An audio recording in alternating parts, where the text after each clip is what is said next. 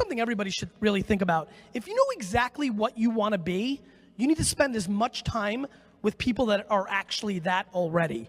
I have this insane concept of what MBAs should really be doing. The advice I'd give you is, if there's a financial advisor that you want to be like, literally stop making money right now and go spend a year with her or him and figure out everything that that person does. Take one step back to go 10 steps forward. We're living in a world where all the IQ value is shrinking by the second, and all the EQ value is exponentially exploding as our reputations become more and more of what matters. And so I would tell you to go and spend time with the person you want to be like. Two things are going to happen. One, you might find out that you actually don't like that person very much, and you're gonna, when you dig under the hood and figure out the nuances, and that will help you figure out who you want to be as a person.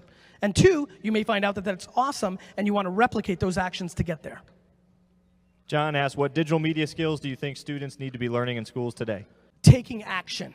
You know, like a class in schools today, they should be handling Twitter accounts for fake businesses. They should be producing content and making infographics for Pinterest.